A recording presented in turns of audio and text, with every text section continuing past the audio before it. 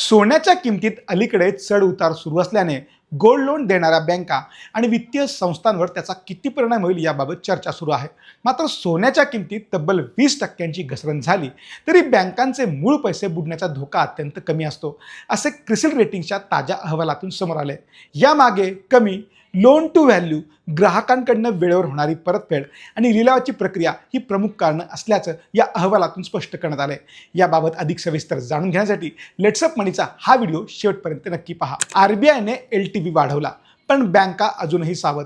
1 April 2026 पासून 5 लाखांपर्यंतच्या gold लोनसाठी आरबीआयने कमाल LTV मर्यादा 85% केली आहे। म्हणजेच बँकांना सोन्याच्या मूल्याच्या तुलनेत अधिक कर्ज देण्याची मुभा मिळाली आहे। मात्र क्रिसिलच्या माहितीनुसार बहुतांश बँका NBFC अजूनही 65 ते 75% LTV ठेवूनच कर्ज मंजूर करतात। त्यामुळे सोन्याच्या किमती घसरल्या तरी त्यांच्याकडे सुरक्षिततेचा पुरेसा बफर उपलब्ध राहतो। आता LTV म्हणजे काय ते देखील पाहूया। सोन्याच्या मूल्याच्या किती टक्के रक्कम कर्ज म्हणून दिली जाते त्याला LTV असं म्हटलं जातं। उदाहरणार्थ, जर एखाद्या व्यक्तीकडे 1 लाख रुपयांचे सोने असेल, त्यावर 70,000 रुपयांचे कर्ज मिळाले तर त्या कर्जाचा LTV 70% मानला जातो। म्हणजेच बँक सुरुवातीपासूनच सोन्याच्या पूर्ण किमती एवढे कर्ज देत नाही। त्यामुळे सोन्याची किंमत जरी घसरली तरी कर्ज सुरक्षित राहते। 25 वर्षांच्या अभ्यासात काय आढळले? क्रिसिलने गेल्या 25 वर्षातील सोन्याच्या किमतीचा अभ्यास केला आहे। यासाठी 90 दिवसांचा रोलिंग डेटा वापरण्यात आला, कारण गोल्ड लोनची मुदत संपण्यापासून लिलावापर्यंतचा कालावधी साधारण इतकाच असतो। गेल्या 25 वर्षात सोन्याच्या किमतीतील सर्वात मोठी घसरण सुमारे 20% होती। 10% अधिक घसरण केवळ 2% प्रकरणांमध्ये दिसून आली। म्हणजे मोठी घसरण ही अपवादात्मक परिस्थितीत झाल्याचं पाहायला मिळालं होतं। बँकांचे पैसे सुरक्षित कसे राहतात? सोने 20% घसरले तरी बँकांचे पैसे का बुडत नाहीत असा प्रश्न तुम्हाला पडला असेल तर यामागे क्रिसिलने 3 प्रमुख कारणं दिली आहेत, ज्यानुसार मोठ्या प्रमाणावर ग्राहक मुदत संपण्यापूर्वीच गोल्ड लोनची परतफेड करतात।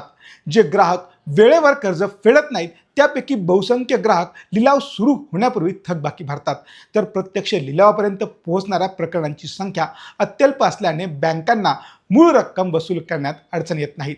अभ्यासानुसार 12 महिन्यांच्या बुलेट रिपेमेंट गोल्ड लोनमध्ये सुमारे 90% ग्राहक मुदतीत कर्ज फेडतात, तर उर्वरितांपैकी 75%हून अधिक ग्राहक लिलावापूर्वीच थकबाकी भरतात।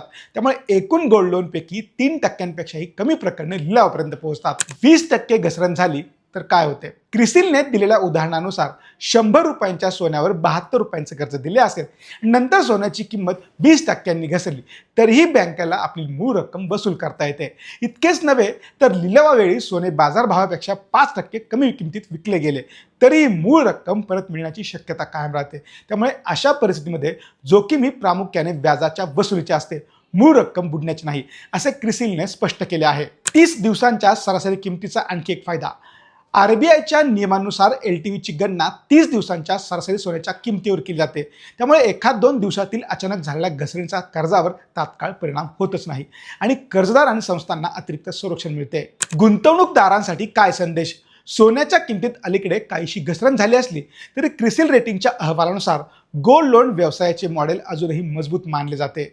कमी LTV, नियमित मार्क टू मार्केट मूल्यांकन, वेळेवर कर्ज वसुली आणि आवश्यकतेनुसार लिलावाची व्यवस्था यामुळे सोन्याच्या किमतीत 20% घसरण झाली तरी बँका आणि गोल्ड लोन कंपन्यांच्या मूळ भांडवलावर मोठा परिणाम होतच नाही, असा निष्कर्ष या अहवालातून समोर आलाय।